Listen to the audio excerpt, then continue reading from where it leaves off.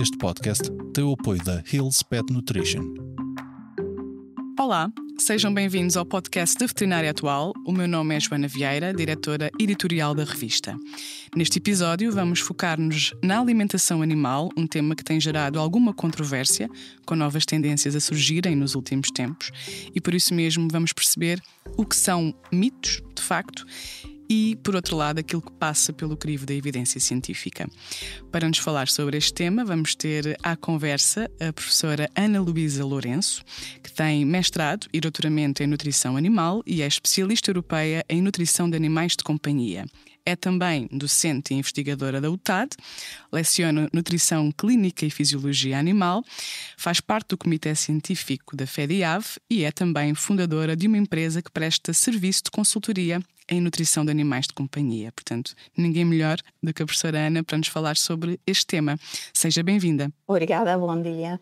Eu gostaria de agradecer esta oportunidade de estar aqui um bocadinho à conversa. Gostaria de agradecer à Veterinária Atual e gostaria também de agradecer à ILS que me fez o convite. Gostaria ainda de esclarecer que as minhas respostas não têm qualquer interferência desta empresa e, portanto, são da minha inteira e completa responsabilidade. Muito bem. Obrigada por essa introdução. Vamos então àquilo que nos traz hoje a esta conversa. E começamos pelos grandes avanços na última década em nutrição animal, que são bastantes, e gostaria que me dissesse quais são atualmente as principais tendências nesta área. Ora bom, eu gostaria de começar um bocadinho atrás e falar-nos primeiro de um aspecto que é importante ressaltar, que é o facto da nutrição de cães e gatos ser já há muito tempo alvo de investigação. Inicialmente esta investigação debruçou-se sobretudo sobre os aspectos fisiológicos, acompanhando um bocadinho aquilo que se passava nas outras espécies e, portanto, nesta área nós temos conhecimentos muito aprofundados e sustentados, quer sobre as necessidades nutricionais, quer sobre as necessidades alimentares destes animais. No final do século passado começámos também a olhar para a nutrição como forma de tratar ou de coadjuvar o tratamento de algumas doenças e seria de esperar que nesta altura nós já tivéssemos um conhecimento completo. A ciência não funciona assim e, de facto, nos últimos anos nós temos assistido a, por exemplo, um desenvolvimento naquilo que conhecemos relativamente à alimentação de animais sénior. Portanto, há algum corpo de evidência que tem sido desenvolvido muito recentemente.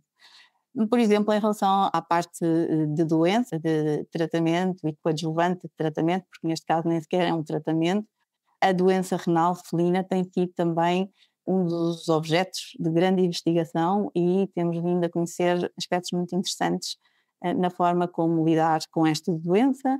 Contudo, ainda está muito por descobrir, quer nesta área, quer inclusivamente na área da nutrição fisiológica.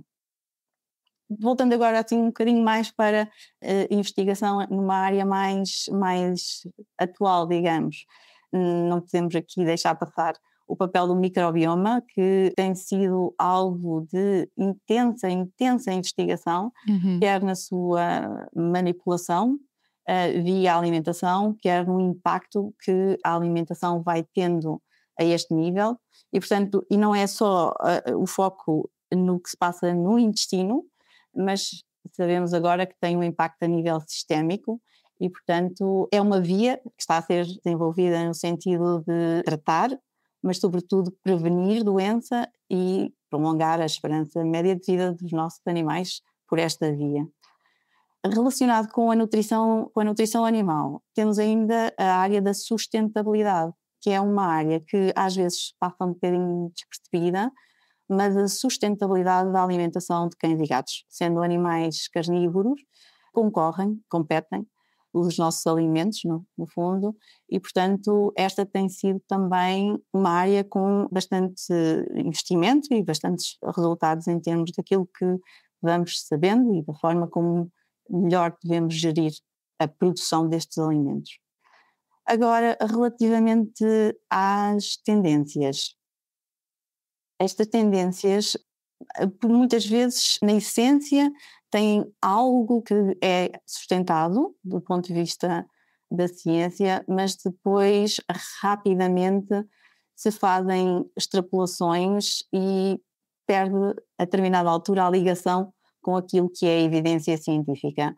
E muitas vezes, ou praticamente sempre, as tendências têm a ver com uma ligação a um forte marketing num determinado sentido. E, portanto, eu atrevo-me a dizer que as grandes tendências têm pouco que ver, na maior parte das vezes, com a verdade dos factos.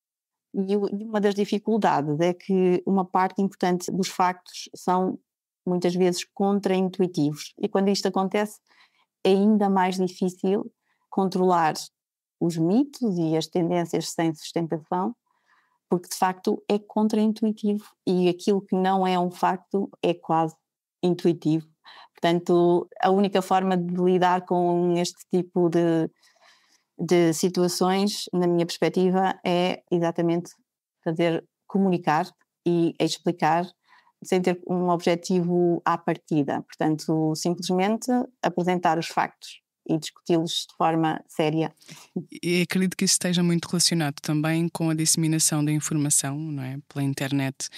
E acredito que o tutor também queira estar mais informado, procure por essa informação, mas nem sempre nos locais certos, não é? E acredito que também o médico veterinário tem aqui um papel importante, como estava a referir, para desmistificar estas questões, não é? Sem dúvida, sem dúvida. É assim, nós todos temos agora acesso a muita informação, toda a informação. Tem coisas boas, obviamente, e deve ser assim, mas por outro lado é difícil distinguir na informação que temos e na avalanche de informação que temos aquilo que de facto tem sustentação daquilo que não tem sustentação, e a alimentação, quer queiramos, quer não, é algo de que toda a gente fala, ou toda a gente pode falar. E toda a gente tem uma opinião, não é? Toda a gente tem. Também é um bocadinho por aí. Exatamente, toda a gente tem uma opinião. E eu costumo dizer que aos meus alunos, quando não se sabe quase nada, às vezes até se tem a noção que não se sabe. A partir do momento que se sabe qualquer coisa, todos nós sabemos muito. Quando sabemos um bocadinho mais, percebemos que não sabemos assim tanto. Mas, sim, é difícil, é muito difícil, e eu compreendo perfeitamente a dificuldade de tutores e, inclusivamente, a dificuldade de alguns colegas veterinários. É totalmente legítima. E, aliás, quem tem mais dificuldade é quem tem um bocadinho mais de conhecimento, porque é preciso ter um bocadinho de conhecimento para perceber o que é que não se sabe. Claro que sim, claro que sim. Uma tendência atual que temos visto tem a ver com a associação de que mais proteína é sinónimo de maior qualidade. O que é que nos tem a dizer sobre isto? Que base científica é preconizada a este nível?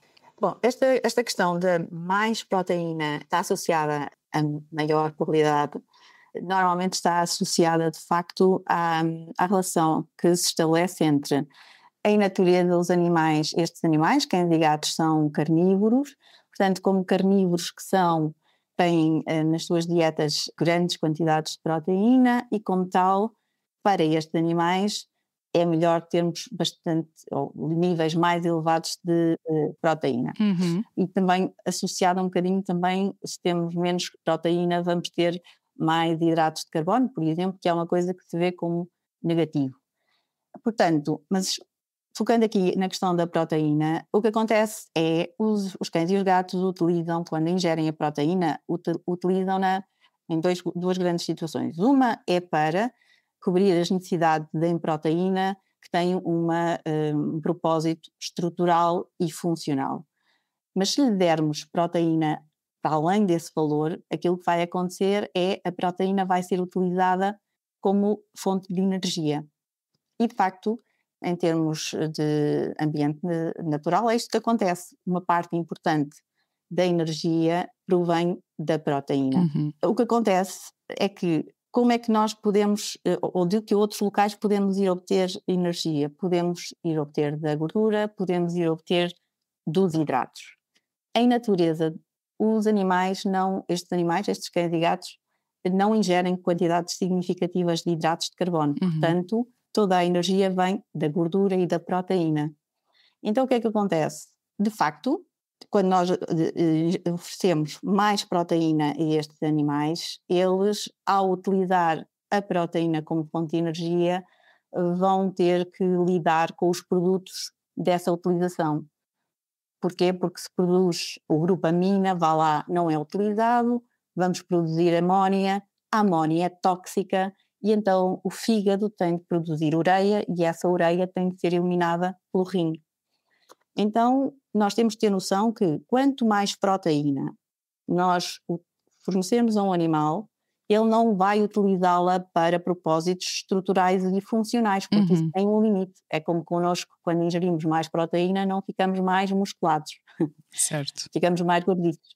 Portanto, há um potencial máximo, mas a partir daí não vai ser utilizada dessa forma, vai ser utilizada como fonte de energia. Então, estas grandes quantidades de proteína na dieta têm, em termos metabólicos, exercem um efeito de mais trabalho, vá lá, para o rim e para o fígado. Na realidade, não existem estudos a longo prazo que me permitam dizer isto a longo prazo é nefasto, vai encurtar a vida destes animais. Portanto, nós precisávamos de saber, de ter estudos que nos sustentem essa hipótese. Agora, aquilo que sabemos é de facto isto acontece, aquilo que eu acabei de descrever. Portanto, esta necessidade de mais trabalho do fígado, mais trabalho do rim. Vai haver uma sobrecarga, no fundo, não é? Sim, em termos funcionais. Claro que em meio ambiente natural esta pode ser uma estratégia bastante acertada, de facto, porque os cães e os gatos não conseguem ingerir e digerir hidratos de carbono crus, portanto essa possibilidade de obter energia por esta via está colocada de parte, e o objetivo na natureza não é propriamente ter uma vida longa, saudável. Portanto, para uma espécie se manter em natureza, a única coisa que tem necessidade é de se reproduzir. Portanto, e este problema provavelmente não é uma limitação, antes pelo contrário, é essa situação particular. Portanto, eles podem reproduzir-se e podem manter-se em natureza. E, portanto, esta questão de mais proteína melhor não é assim necessariamente. E outro aspecto que temos de considerar é que mais proteína também não quer dizer que é mais proteína de qualidade. Qualidade, exatamente. Porque nós podemos ter muita proteína num alimento e essa proteína não ter um equilíbrio em termos de aminoácidos que lhe permita ser utilizada com o tal objetivo estrutural e funcional, não é? Por outro lado, o que acontece também, e há um outro aspecto que temos de considerar com esta mais proteína, é que com mais ingestão de proteína, mais proteína também vai chegar ao intestino grosso e vai ser fermentada pela população microbiana, e esta fermentação tem consequências também. Nós sabemos que há a produção de algumas toxinas por esta via. Qual é o impacto que vai ter depois em termos sistémicos, em termos de doença, é um dos aspectos que neste momento se estuda com muita intensidade. Quais são as consequências desta chegada de maior quantidade de proteína e fermentação de proteína com alguns produtos que sabemos que não têm, em princípio, um bom impacto, vá lá, em termos de, por exemplo, no rim, etc.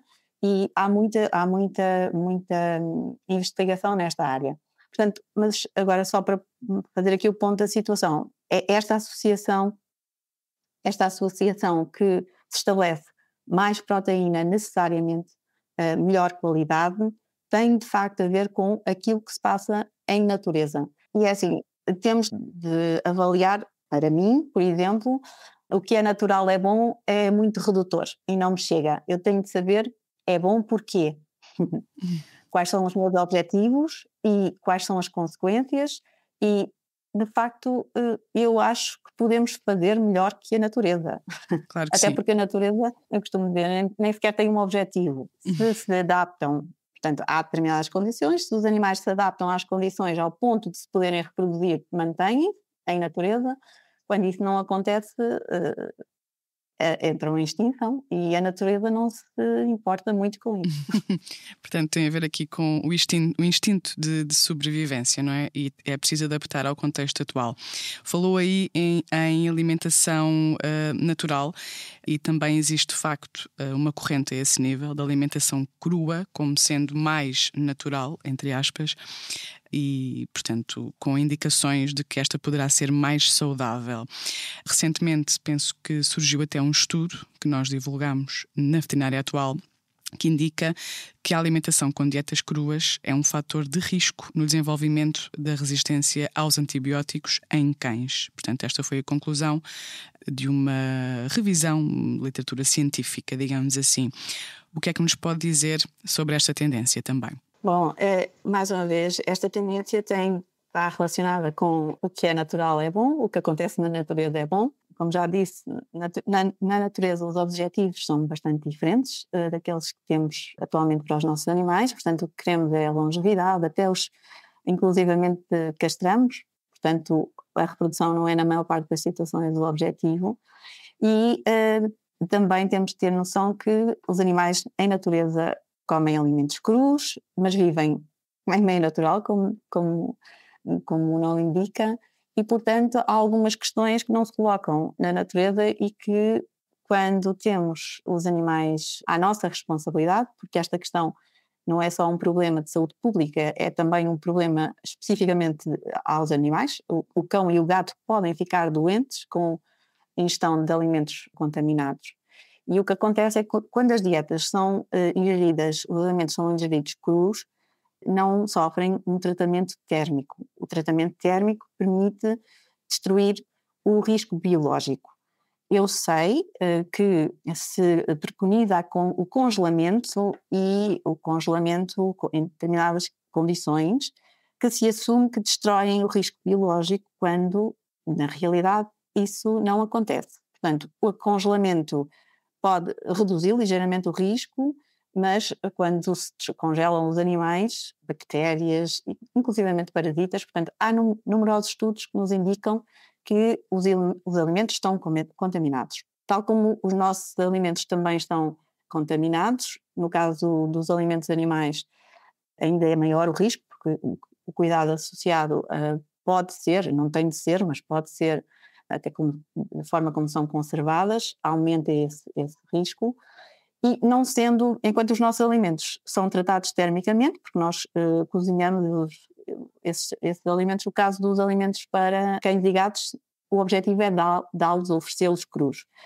Ora bem, estando estes alimentos contaminados e sabendo nós que as resistências aos antibióticos andam por aí, em alguns tipos, em alguns grupos, esta é uma forma de fazer chegar este risco às nossas casas. Nós dormimos com estes animais na cama, nós contactamos com eles diariamente e com os alimentos que lhes oferecemos e, é assim, claramente há um aumento do nível de risco. É possível termos alimentos crus em que este risco não exista? Eu conheço uma empresa a nível europeu que esteriliza os alimentos com altas pressões.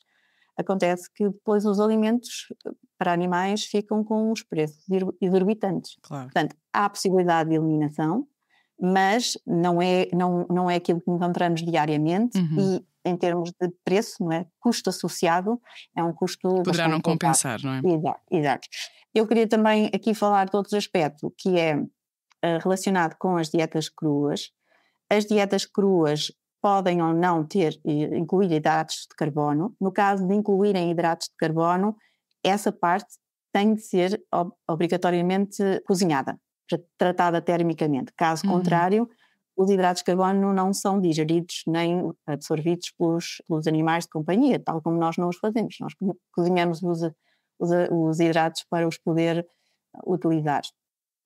No entanto, como os hidratos de carbono têm como única função, ou melhor, nós num ingrediente, numa fonte de hidrato de carbono podemos ter mais nutrientes, mas essencialmente serve de fonte de energia. E, portanto, como fonte de energia não é necessário, não é absolutamente essencial, ou seja, podemos ir buscar a energia à gordura e à proteína. Por isso dizemos que hidratos de carbono não são essenciais. Acontece que, portanto, dietas cruas e sem hidratos de carbono podem ser nutricionalmente completas, está bem? Portanto, do ponto de vista nutricional, podemos ter alimentos completos. Claro que estes alimentos vão ter níveis muito elevados de gordura e muito elevados de proteína. E também há evidência científica que alimentos deste tipo colocados no mercado podem ter inclusivamente níveis de gordura muito superior àquela que indicam nos rótulos. E isto coloca os animais em risco de, por exemplo, pancreatites. E estou a falar só de animais que neste momento são saudáveis. Claro que se estivermos a falar de animais que têm doença renal, etc., estes níveis muito altos de proteína, por exemplo, ou insuficiências hepáticas, são situações de risco. Mas isto, pronto, já estou a falar de animais que tenham alguma patologia associada, não é? Não propriamente certo. Fisiologicamente normais, sim. Muito bem. Falou aí, portanto, na importância dos hidratos de carbono. Que consequências pode ter uma dieta sem cereais? Porque também é uma corrente tendência, não é? Sim. É assim, eu quando alguém me diz que quer uma alimentação sem cereais, eu tenho muitas perguntas a fazer, porque às vezes as pessoas não sabem muito bem o que é que querem, mesmo quando querem sem cereais, porque a pergunta é, pronto, ok, mas então não quer cereais porquê? E quase invariavelmente a resposta é porque os animais na natureza, lá voltamos nós, não ingerem cereais. Não ingerem cereais e não ingerem hidratos de carbono. Porque as dietas sem cereais têm hidratos de carbono. Têm hidratos de carbono de outras fontes. Têm hidratos de carbono de batata, têm hidratos de carbono de mandioca. Portanto, quando as pessoas dizem que não querem dietas com cereais porque não querem hidratos de carbono, a acrescentar mais coisas, porque nesse caso voltamos àquela situação que eu estava a falar há bocadinho, que é dietas com muita proteína e muita gordura, porque não há como fugir disto. Nós só podemos ir buscar energia a estes 3 grupos: proteína, gordura, hidratos. Se não temos hidratos, não temos grandes quantidades de gordura e grandes quantidades de proteína. Se isto é um risco a longo prazo, em termos de proteína, eu não tenho estudo para apresentar. Já expliquei que há, em termos metabólicos, um maior trabalho do fígado e do rim.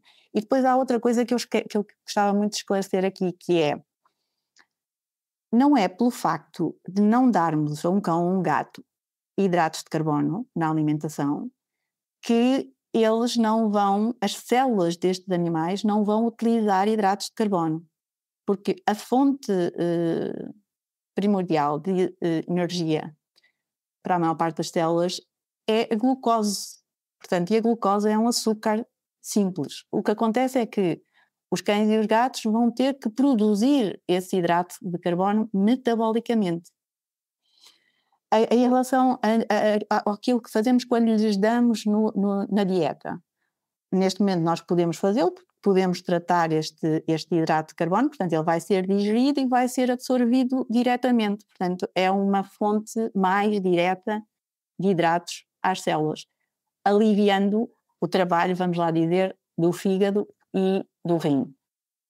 Claro que temos de perceber se esta forma de alimentar os animais lhes traz outros problemas. Por exemplo, e vou falar já aqui também de um aparente mito, tanto quanto sabemos, que é os hidratos de carbono estão relacionados, provocam obesidade nos animais e provocam inclusivamente diabetes nos gatos.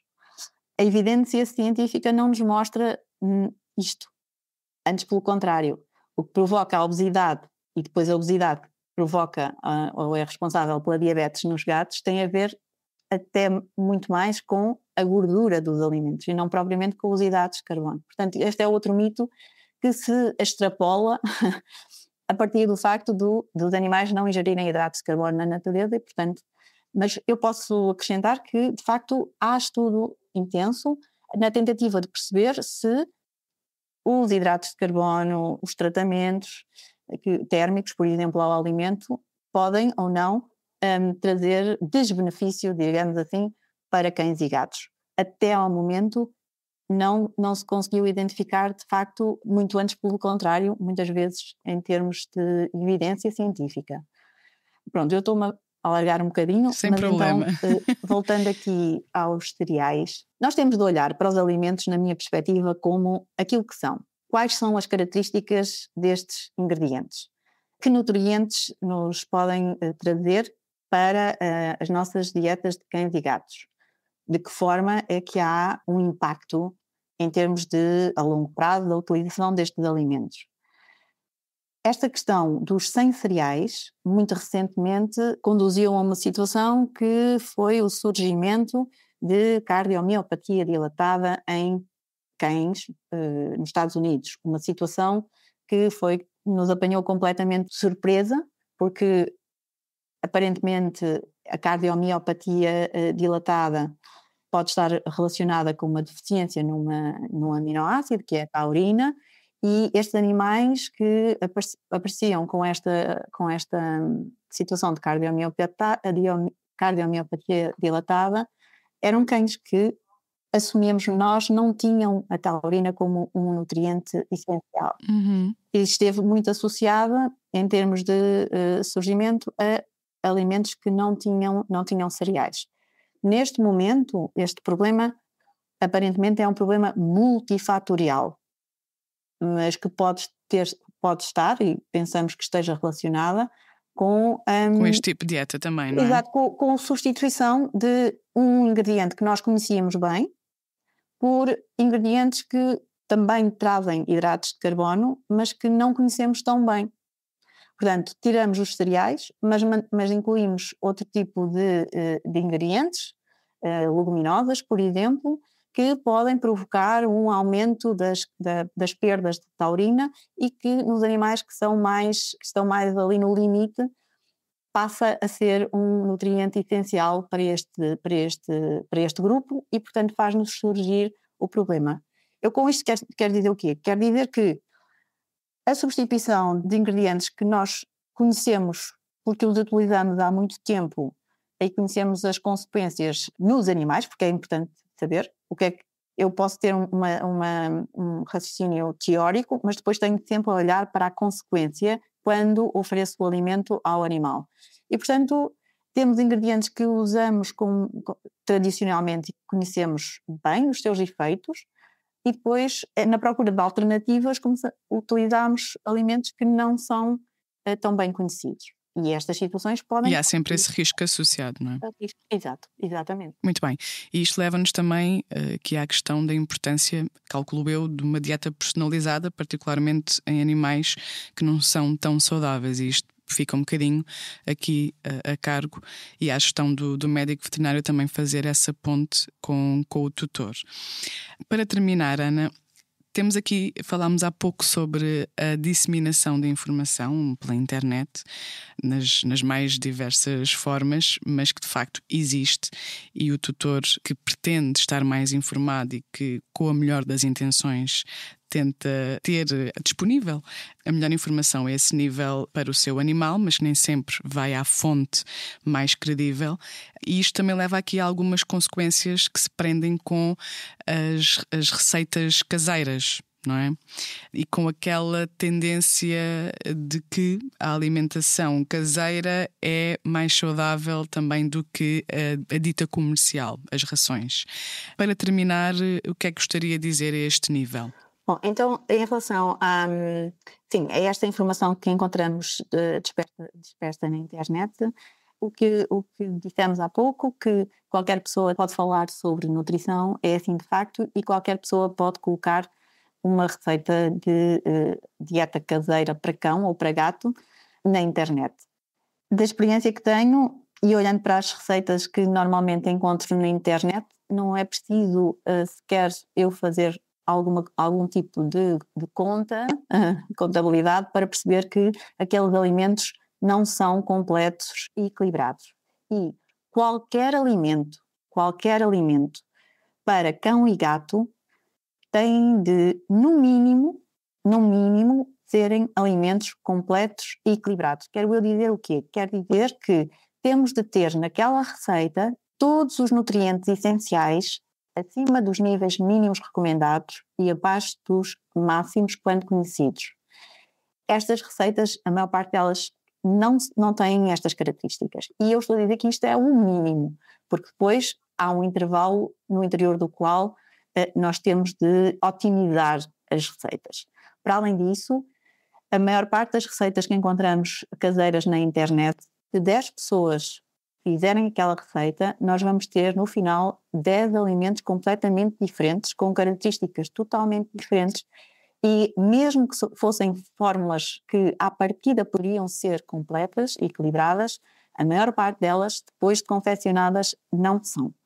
As indicações que são dadas não são mínimas, não existem indicações mínimas para garantir os níveis destes nutrientes no final da confecção. E, portanto, estou a dizer que a maior parte são totalmente inadequadas. Eu gostaria de deixar aqui bem claro que não é suficiente. Não basta ser um médico veterinário, não basta ter feito um cursinho online do Brasil ou em Inglaterra, que ninguém conhece, nem ninguém sabe de onde é que vem. Portanto, isto não é suficiente, não tem os conhecimentos mínimos para garantir a qualidade daquelas fórmulas. Para se fazer uma fórmula de alimento, e pode ser caseiro ou comercial, é preciso que seja nutricionista. Pode ser veterinário, mas tem de ser nutricionista e tem de ter experiência na área. Eu conheço de já ter ouvido, já ter contactado com várias pessoas que fazem, inclusivamente, alimentos para animais que os comercializam diretamente, que não oferecem garantias. E aqui há um papel também importante das vias, dos meios de comunicação, porque já há algum tempo eu vi na televisão, por exemplo, uma peçazinha sobre alimentação para animais de companhia. As pessoas convidadas era uma senhora que era responsável de um abrigo, uma nutricionista humana que fazia alimentos para os seus animais e uma outra pessoa que também não tinha conhecimentos na área da nutrição. Portanto, isto é bastante perigoso, digamos. Os alimentos comerciais versus alimentos caseiros. Nós não podemos falar em alimentos caseiros, são todos bons, alimentos comerciais são todos maus, alimentos comerciais são todos bons, alimentos caseiros são todos maus. Há vantagens e desvantagens, e isso é aquilo que na realidade se tem de discutir. E depois há fontes que nos oferecem mais garantias e outras fontes que nos oferecem menos garantias. Isto acontece também nos alimentos comerciais. Portanto, neste aspecto, o que eu quero deixar aqui é que, de facto, é mais fácil encontrar alimentos comerciais que ofereçam os níveis mínimos de garantia do que é em relação aos alimentos caseiros. Eu acho que o nível de risco associado para o tutor é maior quando escolhe um alimento ou quando vai procurar um alimento caseiro. Muito bem. E há pouco referiu da importância de recorrer a um profissional de nutrição e acredito que, mesmo com essa informação, esses profissionais estejam sempre aqui em modo de atualização, porque, como vemos, é uma área que tem tido muitos avanços nos últimos anos, não é?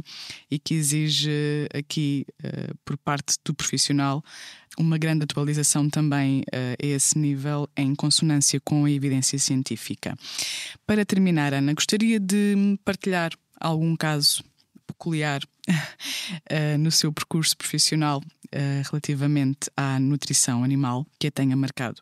Eu vou partilhar um bocadinho aqui alguma coisa da minha experiência relativamente às dietas caseiras e às dietas, um bocadinho relacionado com dietas cruas e a estas tendências, eu gostaria que se tomasse consciência que uma dieta crua ou uma dieta caseira que não tenha um suplemento mineral e vitamínico não é adequada.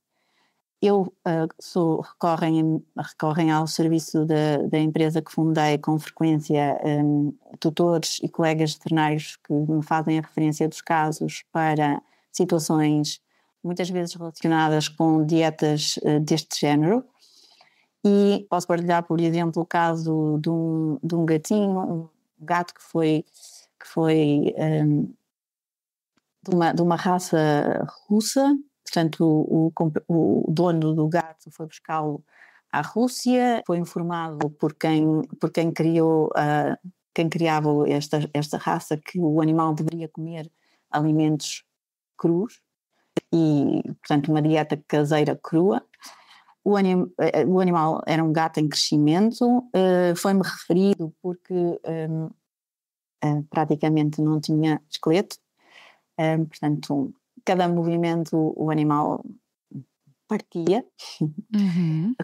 Claramente, avaliando a alimentação que estava a ser dada, identifiquei com facilidade as deficiências nutricionais, equilibrei a dieta. O senhor não queria de todo hidrato de carbono, queria manter o tipo de dieta, acedi a fazê-lo esclarecendo que em termos nutricionais podíamos equilibrá-la. Em termos de risco biológico, ele mantinha-se, mas era um risco que o tutor aceitava como inerente e, portanto, eu fiz o equilíbrio da dieta e enviei a recomendação. E mais tarde, o colega que me fez a referência disse-me que tinha visto o animal. Inicialmente, eu lhe disse que ia fazer aquilo que lhe tinha sido recomendado, mas depois achou que não era suficientemente natural aquela dieta porque tinha um suplemento mineral e vitamínico e, portanto, o animal estava em estado deplorável, mas o tutor mantinha a sua abordagem ao caso. Portanto, e não via grande problema, aparentemente, na situação em que o animal se encontrava. Portanto, eu queria deixar aqui um bocadinho, é um relato um bocadinho dramático, mas que me marcou e que mostra ao ponto em que nós levamos as situações quando acreditamos, e é mesmo acreditar nestas tendências. Muito bem. Tem de haver então um trabalho de desconstrução a este nível, não é? Estamos a perceber que ainda há aqui muita coisa a fazer e a comunicação surge muito importante para tentar desmistificar todos estes pontos. Muito obrigada, professora Ana, pelo ponto de situação desta área da medicina veterinária. Obrigada. Terminamos assim este podcast da Veterinária Atual. Agradeço a todos os que nos acompanharam desse lado.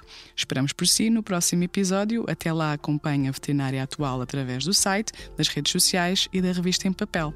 Muito obrigada. Este podcast tem o apoio da Hills Pet Nutrition.